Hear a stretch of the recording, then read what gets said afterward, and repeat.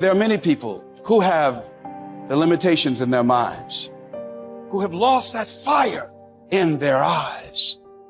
Most people, ladies and gentlemen, go to their graves living a life far below their potential. And the question is, if you died today, what ideas, what dreams, what talents, what gifts will die with you? You have the ability to do more than you can ever begin to imagine. It's what you create. It's the habit of what you put in your head. See, someone can tell you your whole life you're a piece of crap, and part of you goes, you're full of it, I'm gonna show you. Lots of people have done that. They never bought it. Or someone tell you you're beautiful your whole life, you go, I'm not really beautiful. So what people tell you doesn't matter at all. It's what you stack. It's what you assemble.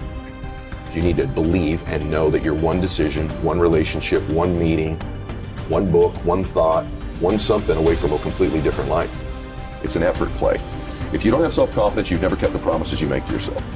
Check that box. If you have self-confidence, you've started to keep the promises you make to yourself. So if I'm gonna get up and I'm gonna work out, I'm gonna do 10 reps in the gym, I do one more. If I'm gonna do 45 minutes on the treadmill, I do one more. If I wanna make 10 contacts in a day, I do that and one more.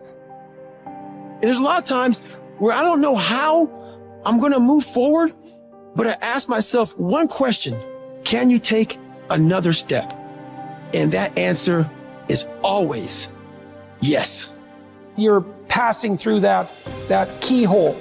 But if you pass through it, then something massive opens up on the other side. And it is definitely the case that disciplinary institutions, universities, are exactly that, is they're places of guidance, and they're places to encourage people to develop the discipline that's necessary to see beyond the discipline. I mean, that's why we have disciplines, right? I mean, the words aren't there by accident. And once that discipline was established, then the disciplined mind could explode in every direction, which is precisely what happened.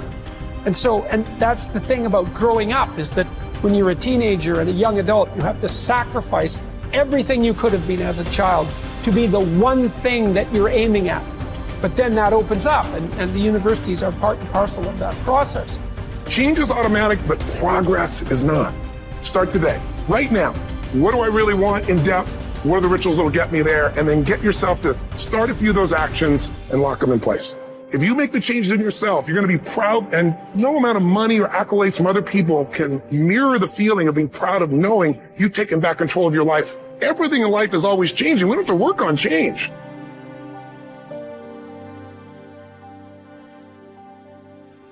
The major key to the good life. Every day in 1,000 different ways, we are trying to improve ourselves by learning how to do things. We spend a lifetime gathering knowledge in classrooms, in textbooks, in experiences.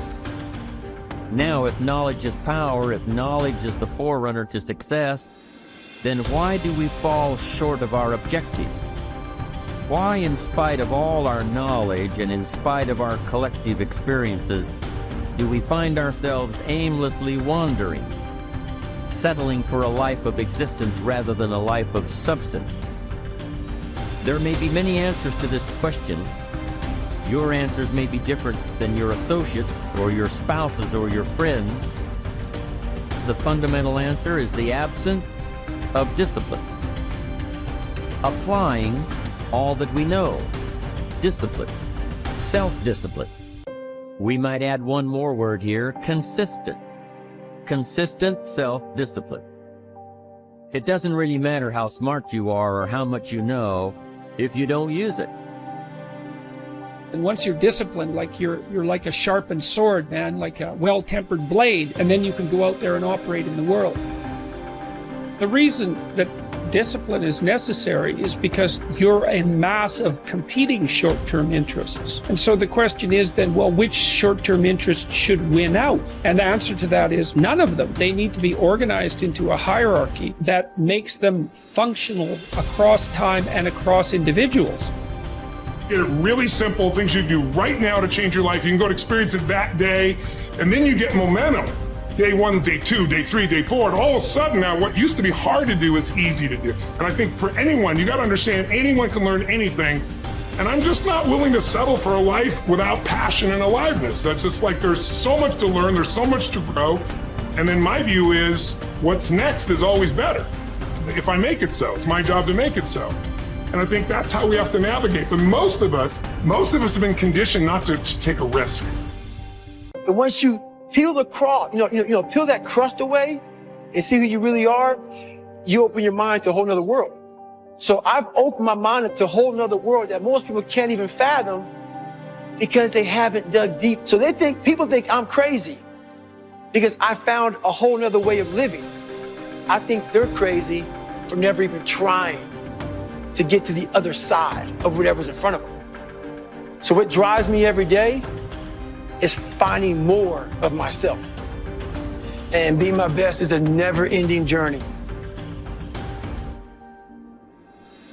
It is said that the master swordsman Nakayama Hakudo would practice drawing his sword some 2,000 times a day. At the Hayashizaki temple, in one marathon of endurance training, he was recorded drawing his sword 10,000 times in a single 24-hour period. We can imagine the sheer speed required to do this. And also the deliberateness to do so many reps in so little time. But why would he do such a thing at all? Because, as Octavian's teacher Arrius Didymus said, practice over a long time turns into second nature. We don't rise to the occasion, we fall to the level of our training. The samurai Musashi was once challenged by a warrior named Miyake Gunbei, a man who thought himself one of the best in the world. On his third attack, frustrated by his lack of success, Gunbei charged at Musashi in an aggressive lunge. Musashi, having prepared for this exact scenario countless times, replied, "That is not what you should do," then parried the blow with one sword and watched as the man gashed his own cheek against Musashi's other sword. How had he known? Practice. Chotan Siki Ren was Musashi's phrase. Training from morning to night. Oh, you've done that. Okay, do it some more. And after that, more, more, more. 1,000 days of training to develop. Musashi would write 10,000 days of training to polish. For a samurai, there was no such thing as pretty good. If a pretty good swordsman met a better fighter, he would die. It's like the Basketball Hall of Famer Bill Bradley's observation. When you are not practicing, refining, working, somewhere someone else is, and when you meet them, they will beat you or kill you. Gunbei was lucky enough to learn this lesson and live to tell about it. In fact, after Musashi treated the man's wound, Gunbei accepted that he was outmatched and became Musashi's student, training and practicing under him until he was no longer prone to the mistakes that come from such rashness. Look, this is not a drill. There is no greatness without practice. Lots of practice, repetitive practice, exhausting, bone-crunching, soul-crushing practice. And yet, what emerges from this practice is the opposite of those three feelings. Energy, strength, confidence. You deserve that. Yes, your body will burn, but that's the evidence. From that burning comes real heat, heat you can apply to your craft, to your work, to your life. The cellist Pablo Casals practiced continually late into his life, even long after he was widely considered a master, because he believed he was still making progress. In fact, we might say that progress and practice are synonyms. You can't have the former without the latter. And the latter is worthless without the former. Drawing the sword from the scabbard, thrusting, blocking. To build up your stamina for those skills, you lift weights, you do conditioning. To put it all together, you spar. It's the same with music. You can jam with other talented musicians. You can put all those sessions together to learn new songs. But before all that, as Casals did, you can simply practice your scales in your bedroom for hours upon hours. What are those scales for you? You better know, and you better be doing them. No matter what you do, practice will make you better. Florence Nightingale wanted young nurses to understand that nursing was an art that required as hard a preparation as any painter or sculptor's work. Churchill spent many evenings practicing his impromptu performances. Only you know what it will look like to train in your art like a samurai, an Olympic athlete, a master in pursuit of excellence. Only you will know what you need to practice from morning until night, what to repeat 10,000 times. It won't be easy, but in that burden is also freedom and confidence.